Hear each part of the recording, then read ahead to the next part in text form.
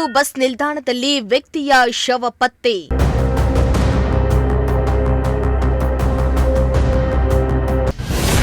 ಬೆಳ್ಳಂಬೆಳಗ್ಗೆ ಶವ ಕಂಡು ಬೆಚ್ಚಿಬಿದ್ದ ಪ್ರಯಾಣಿಕರು.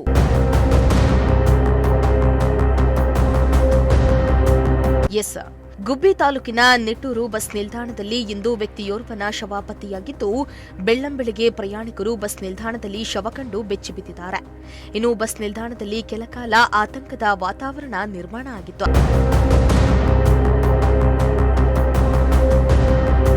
ಇನ್ನು ನಿಟ್ಟೂರು ಬಸ್ ನಿಲ್ದಾಣದಲ್ಲಿ ಶವವಾಗಿ ಪತ್ತೆಯಾಗಿರುವ ವ್ಯಕ್ತಿಯನ್ನ ಗುಬ್ಬಿ ತಾಲೂಕಿನ ನಿಟ್ಟೂರು ಹೋಬಳಿಯ ಶಿವಸಂದ್ರ ಗ್ರಾಮದ ಸುಮಾರು 70 ವರ್ಷದ ಕಲ್ಲೇಶ್ವರಯ್ಯ ಎಂದು ಹೇಳಲಾಗುತ್ತಿದೆ.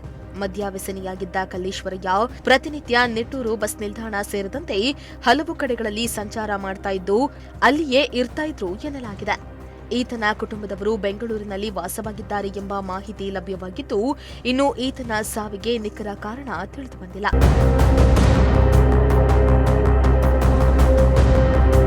ಇನ್ನು ಶವ ಪತ್ತೆಯ ವಿಷಯ ತಿಳಿದ ಕೂಡಲೇ ಗುಬ್ಬಿ ಪೊಲೀಸರು ಸ್ಥಳಕ್ಕೆ ಧಾವಿಸಿದ್ದು, ಮೃತನ ಶವವನ್ನ ಗುಬ್ಬಿ ಸಾರ್ವಜನಿಕ ಆಸ್ಪತ್ರೆಗೆ ರವಾನಿಸಿದ್ದು, ಮುಂದಿನ ಕ್ರಮಕ್ಕೆ ಮುಂದಾಗಿದ್ದಾರೆ. ದೇವರಾಜು, ಪ್ರಜಾಶಕ್ತಿ ಟಿವಿ, ಗುಬ್ಬಿ.